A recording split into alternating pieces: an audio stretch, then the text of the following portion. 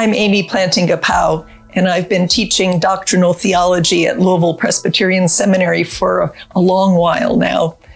One of my interests over the years has been Christian practices. It's very important to me that my students don't just do theology from the neck up, that they think about how theology helps inform and nurture a way of life. And so that's why I was glad to be part of this curriculum.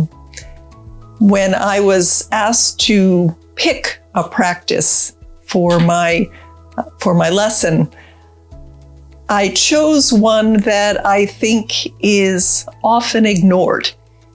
And when it's not ignored, it's often misused. So that was a challenge to me. And that's why I chose to write on Walk Humbly.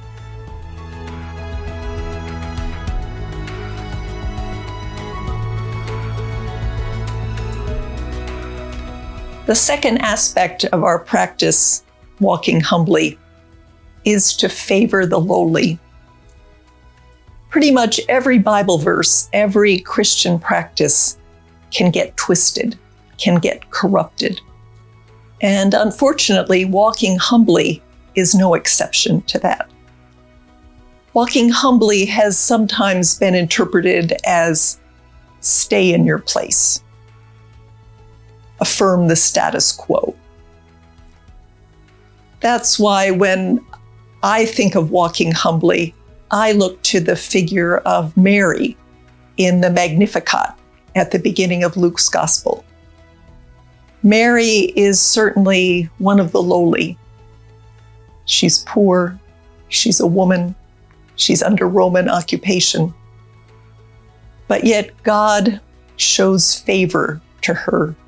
God lifts her up because that's the way of God in the world. God does not reinforce Mary's lowly position. God doesn't tell Mary, walk humbly, stay that way, stay in your place. Instead, God gives Mary this special authority. God puts a claim on Mary's life. God does that not only for Mary, but for everyone who is oppressed or marginalized or weak or beaten down. God's way in the world is to favor the lowly.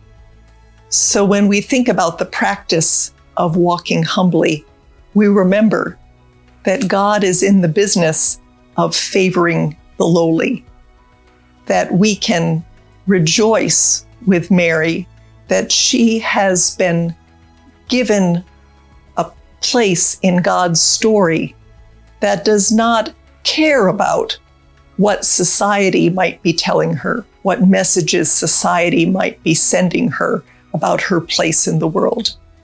There's nothing subservient or self-denigrating about walking humbly. Society may have told you that you are inferior, that you are weak, that you are less than, even that you are an abomination. But if we follow Mary's example, walking humbly means trusting in what God says about our lives, despite whatever oppression or criticism we may face from others. To walk humbly is to rest in the confidence of God's claim on our lives. To walk humbly is to trust God's claim on our life, not what an unjust society might have told us about ourselves.